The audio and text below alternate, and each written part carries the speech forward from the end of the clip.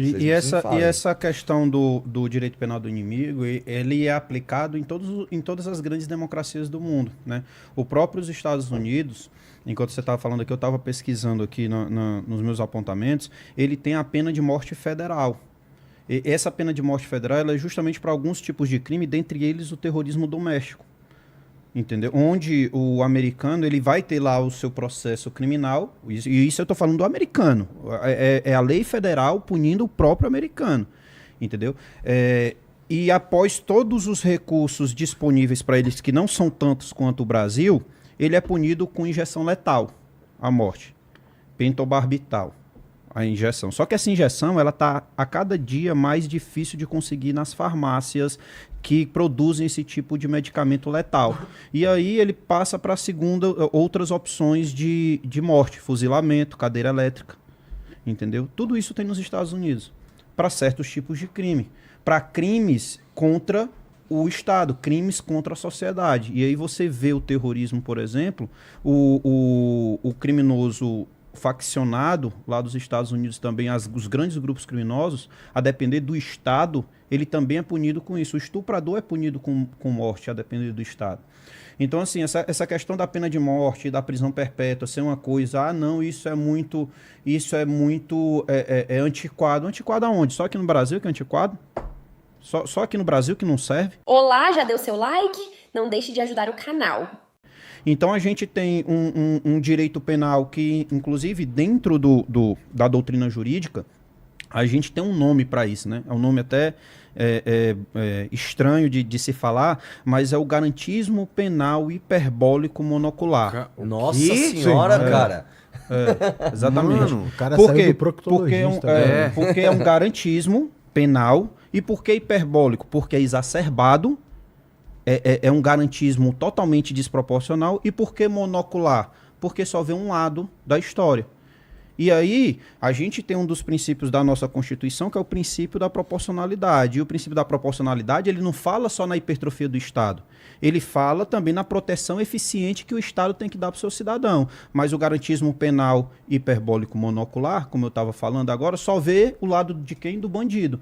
E o Brasil, nas suas políticas de criminais, na sua legislação, sempre priorizou o bandido. Sempre o ator principal que se buscou dar atenção nas legislações penais é o bandido. Nunca foi a vítima. Nunca foi a vítima. Não. Isso aí vem mudando de uns tempos para cá, aos trancos e barrancos. Só que o que é que acontece? É igual uma casa. Quando a casa está com a parede rachada, não adianta você ir lá e passar o reboco na parede. A parede vai cair. Porque o problema não é a parede. O problema é o alicerce. E qual é o alicerce legal que a gente tem? A Constituição Federal. A gente tem que mudar a Constituição Federal. Inclusive, eu sou partidário de que a gente tem que ter uma nova Assembleia Nacional Constituinte. Porque existem coisas na nossa Constituição chamadas de cláusulas pétreas que a gente não consegue mudar. A gente só consegue mudar se extinguir a Constituição e colocar outra. Ah, vai fazer isso através de um golpe de Estado? Não, a própria Constituição diz como é que a gente faz isso. O poder, ele emana do povo. E qual um dos instrumentos de poder do povo? Plebiscito. Por que se não faz um plebiscito para saber se a população entende que está na hora de mudar essa Constituição?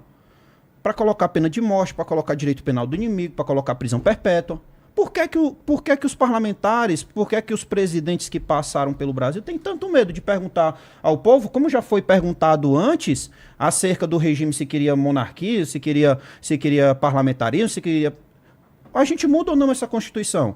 Porque eu entendo a Constituição de 88. Para a época dela, ela era uma Constituição que precisava ser feita daquela forma. Porque a gente vinha ali de um regime militar, do qual esse regime militar era bastante criticado pela política daquela época, e eles criaram diversos mecanismos burocráticos e legais e de garantias, principalmente no artigo 5º da Constituição, para evitar que aquele tipo de movimento que foi feito em 64, através dos regimes militares, voltasse de novo ao país.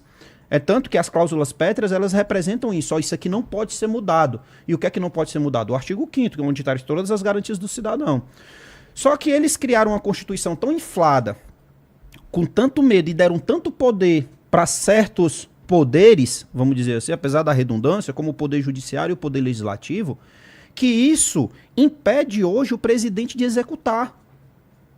O executivo hoje não consegue fazer a sua função principal, que é executar. Porque o presidente fica com a faca no pescoço o tempo todo do legislativo, principalmente através de emendas impositivas, e deu um superpoder para o judiciário. À época, todos com medo de voltar a um regime militar novamente. Então vamos dar um superpoder para alguém, para que alguém evite, e criando mecanismos constitucionais disso, evite que isso aconteça. Só que esse garantismo exacerbado e esse poder exacerbado que foi dado para certos poderes da nossa nação, ele criou, porque em 30 anos, a geração do coronel aqui, que deve ter 30 anos a mais do que eu, mais ou menos, é uma geração que não tem tanta diferença. Me senti discriminado. A gente brincava, né? A gente brincava das mesmas coisas. O senhor brincava soltando pipa, quando era pequeno? Sim, Bola de gude. Também. Lá no Ceará a gente chama de peão. Como é que chama peão? Aqui, Peão peão mesmo, também, né? Pronto, peão. Ou seja... Bolinha de gude, como chama? Pronto, bolinha de gude é bila. Bila? É, bila. E taco? Pronto. O que é taco? Um pedaço de madeira que você bate numa bola e tem uma latinha atrás. É. Ah, não, isso aí a gente brincava no Ceará, não. A gente Não? pode pegar o taco pra tacar na cabeça dos outros. Aí, Como não, chama? ou seja, as nossas brincadeiras aqui... Chamavam de bet também, né? Bet. Pois é. Por que eu tô dizendo? Porque as nossas gerações Não, aqui, bet é proibido independentemente das nossas idades, elas não evoluíram tanto socialmente, é tanto que as nossas brincadeiras como crianças são as mesmas. Sim. E a brincadeira dos meus filhos, em relação às minhas? E meus filhos não têm 30 anos de diferença de mim. Se eu perguntar se meu filho já soltou peão, não. Se eu só perguntar se meu filho já brincou de bila, também não. Bolinha de gude. Não. Se ele já soltou uma pipa, só se eu tiver feito pra ele. Ou seja, a sociedade nos últimos 30 anos, ela evoluiu de uma forma muito mais rápida, principalmente pelo advento da informática e da internet, do que a geração dos meus avós, do meu pai, e a geração do meu pai pra minha. Então, como é que você quer uma sociedade que evolui de forma... em progressão geométrica, você mantém um diploma normativo que estava pensando no passado e não no futuro. Sim. Porque 88, quando foi feita a Constituição, eles estavam olhando para o passado, eles estavam olhando para 64. A gente não pode deixar mais que isso aqui aconteça. Esse era o objetivo da Constituição. Sim. E 2026, ninguém olhou para isso. Então a gente precisa mudar nossa Constituição. Entendeu? A gente precisa. E aí, mudando a Constituição, a gente cria mecanismo para mudar toda a legislação criminal. Pois é. O Homer, o que o pessoal tá achando aí? O que eles querem saber? Olha, o chat aqui tá bem... Animado? Bem participativo, tá bem animado. Então vamos lá. Tem a pergunta aqui do João Rocha. Ele tá falando o seguinte, ó. Eu moro numa região onde muita gente já viu facção mandar mais do que o Estado. Qual foi o momento que fez vocês pensarem, a gente já perdeu o controle disso tudo? E aí, coronel? Vamos contar primeiro a experiência de vocês, né? Em cada estado aí, né? A gente tem que entender esse processo e tem que esclarecer algumas coisas. A primeira coisa que nós não podemos confundir é que é só uma questão política, ideológica e religiosa. O terrorismo hoje ele abrange muito mais, até mesmo porque aquilo que ele explicou, hoje em dia você tem uma transnacionalidade muito grande de todos, do comércio, da indústria, do trabalho e etc. Então você não tem mais essa possibilidade de você ficar contido num lugar só. Então o terrorismo clássico, né, ele atentava contra o poder político, contra o Estado, né, e contra as instituições. O poder já do terrorismo, do narcoterrorismo, já é uma congruência, né, de três coisas. É o poder do domínio de território, né, o controle financeiro, né, ou seja, o controle monetário, o controle da força pelo dinheiro, e a governança paralela que você tem. Então você tem esses três fatores que, juntados ao tráfico de drogas, torna o narcotráfico uma facção terrorista. Então é muito diferente disso. Eu tiro para o Rio de Janeiro. Você tem áreas com governança paralela? Temos. Você tem áreas com domínio financeiro? Temos. O cara domina o gás, domina a internet, domina a luz, domina a água, ele domina o transporte auxiliar, ele domina tudo aquilo ali. Ele tem um domínio territorial? Tem. Ele bota barricada, ele bota um garoto armado lá, menor de idade, com um fuzil na mão. Esse é um problema, né? De usar o menor de idade então, sempre para... Explica para quem não sabe por que usam tanto o menor de idade. É por causa do Estatuto da Criança e do Adolescente, em que você pega com um garoto desse que já tenha cometido um homicídio, que esteja portando uma arma de guerra, ele vai cumprir no máximo uma pena de 3 anos de reeducação, né? Nem crime ele comete, tecnicamente. Nem tecnicamente. E depois ele sai ficha limpa. Ele pode matar uma pessoa. Depois ele sai ficha limpa. Isso aí Cara, até é uma absurdo. coisa. Isso É é uma até aberração uma coisa isso. que a gente lá no Ceará, dentro dos projetos, né, do nosso pré-candidato lá ao Senado, o Murilo Rocha, uma das propostas que ele traz lá é a alteração legislativa da Constituição através de uma PEC, porque o que é que acontece hoje? Hoje, e um abraço aqui pro Murilo, aqui, né? Murilão. Murilão é um cara fenomenal. Rapaz, o Murilo, ele é um cara, só um parêntese aqui, ele é um cara que poucas pessoas aqui no Brasil têm o currículo do Murilo. Poucas pessoas aqui no Brasil têm o currículo dele. Ele é um cara que ele trabalha pro CEPAL, que é a Comissão Econômica de alguma coisa da América Latina da ONU. O cara é fenomenal. Fala 8 idiomas, eu não sei nem como é que ele consegue, como é que cabe tanta coisa dentro da cabeça dele. Enfim, e ele trouxe, já dentro dos projetos dele do Senado, justamente essa coisa do menor.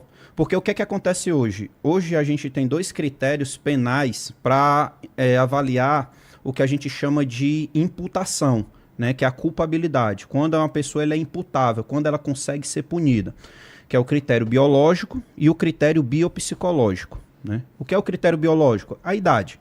Só comete crime o maior de 18 anos. Ponto. Se for menor de 18 anos, não comete crime. E a gente tem o critério biopsicológico. Que critério é esse? É que, à época dos fatos, você tinha plena capacidade de entender o caráter ilícito dele e mesmo assim você foi lá e cometeu o crime. Tá. Então você vai ser punido. Isso para os maiores de 18 anos. Olha só como é simples a gente resolver certos problemas do Brasil. Por que é que a gente não acaba com o critério biológico?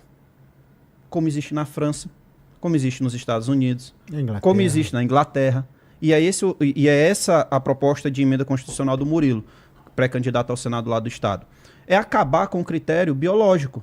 Porque a partir do momento que eu acabo com o critério biológico e digo que não tem mais limite de idade, eu só vou adotar o critério biopsicológico. Para quem? Para todos. Inclusive para o adolescente. Então, se o adolescente passa por uma comissão, e essa comissão ela já existe dentro do sistema socioeducativo, Tá. de psicólogos, psiquiatras, e o sistema socioeducativo do Brasil é um problema que a gente tem, não só no estado do Ceará, mas em todo o território nacional, por conta das mesmas coisas, principalmente a sensação de impunidade do adolescente. Mas voltando aqui, quando você tira o critério biológico e coloca só o biopsicológico, independentemente da idade, quando se passa por essa comissão, psicólogo, psiquiatra, assistente social, e todos eles avaliam que aquela pessoa, independentemente da idade, ela entendia o caráter ilícito do fato, ela é punida como se adulto fosse. Entendi. É assim que acontece na França, é assim que acontece na Inglaterra, é assim que acontece nos Estados Unidos. E aí, quando ela não consegue entender... Cara, eu já vi, eu posso estar enganado, mas eu já vi moleque com prisão perpétua. Isso, Dependendo- isso. não Porque tem? ele foi punido como adulto. É. Ele foi punido como adulto, porque se provou que no momento em que ele cometeu o crime, ele tinha plena consciência do que ele estava fazendo. Então não tem negócio de idade. Sabe por quê? Sabe por que eu acho esse modelo que o Murilo está trazendo mais acertado? Porque não adianta reduzir de 18 para 16 só. Porque se a gente reduz de 18 para 16, eles vão reduzir também eles vão a pegar idade. de 15. É. Aí depois vai fazer o quê? Reduz para 15, 14? para 13. Aí vai pegar o de 13. Aí a gente vai acabar o quê? Criminalizando de 10 para baixo? Entendeu? Pois é. Então, a questão da idade, ela não é, pelo menos por esse modelo, ela não é relevante. O que é relevante é entender se o menor, ele sabia o que ele estava fazendo. E é assim que funciona nos países desenvolvidos, nas democracias. Eu não estou falando aqui de ditadura e de nada. Nos países, nas grandes democracias do planeta, é utilizado esse modelo, mas não funciona para o Brasil. É impressionante como no Brasil não funciona. E aí, curtiu o corte? Então dá aquela ajudinha, deixa o seu like, compartilha e se inscreve no canal. Um abraço e até o próximo vídeo, porque o futuro é glorioso.